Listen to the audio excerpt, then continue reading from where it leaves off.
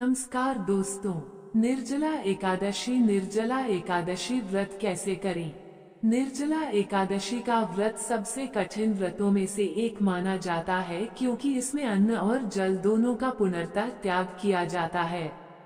यह व्रत ज्येष्ठ मास के शुक्ल पक्ष की एकादशी को रखा जाता है। निर्जला एकादशी व्रत करने की विधि। दोस्तों, दशमी तिथि को सूर्यास्त से पहले सात्विक भोजन ग्रहण करें। दोपहर के बाद अन्न ग्रहण न करें और ब्रह्मचर्य का पालन करें। सुबह जल्दी उठें, सूर्योदय से पहले उठकर स्नान करें और स्वच्छ वस्त्र धारण करें। संकल्प लें, भगवान विष्णु का ध्यान करते हुए निर्जला व्रत का संकल्प लें। संकल्प में अपनी मनोकामना कहें। भगवान विष्णु की पूजा। भगवान विष्णु की प्रतिमा को गंगाजल से स्नान कराएं। उन्हें पीले फूल, पंचामृत, दूध, दही, घी, शहद, गंगाजल का मिश्रण और तुलसी दल अर्पित करें। देशी घी का दीपक जलाएं और चंदन का तिलक लगाएं। भगवान विष्णु और मां लक्ष्मी के मंत्रों का जाप करें। ओम नमो भगवते वासुदेवाय मंत्र का 108 बार जाप करना विशेष फलदायी होता है। निर्जला एकादशी की व्रत कथा सुने या पढ़ें। जल और अन्न का त्याग। व्रत का संकल्प लेने के बाद अगले दिन सूर्योदय होने तक जल की एक बूंद भी ग्रहण न करें। इसमें अन्न और फलाहार का भी त्याग करना होता है।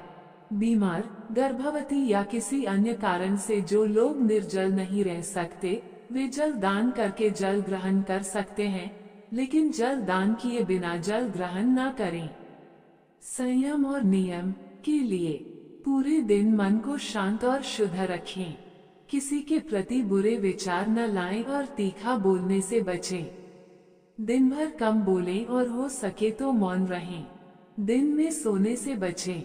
ब्रह्मचर्य का पालन करें और शारीरिक इच्छाओं पर नियंत्रण रखें। रात में जागरण करें और भगवान विष्णु के भजन कीर्तन करें। जमीन पर आराम करना शुभ माना जाता है, इसलिए बिस्तर पर न सोएं।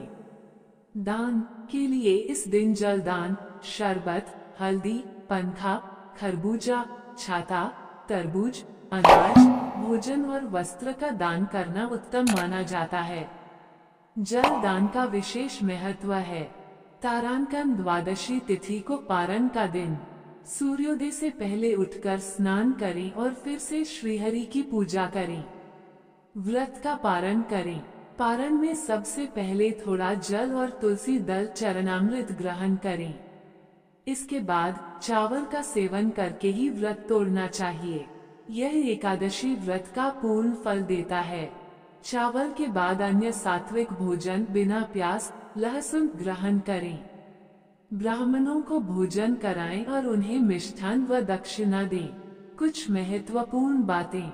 निर्जला एकादशी का व्रत अत्यंत कठिन होता है, इसलिए अपनी शारीरिक क्षमता का ध्यान अवश्य रखें। बीमार व्यक्ति, गर्भवती महिलाएं, वृद्धजन और छोटे बच्चे इस व्रत को अपनी सुविधानुसार या चिकित्सकीय सलाह पर ही करें, या वे केवल फलाहार पर रहकर व्रत कर सकते हैं।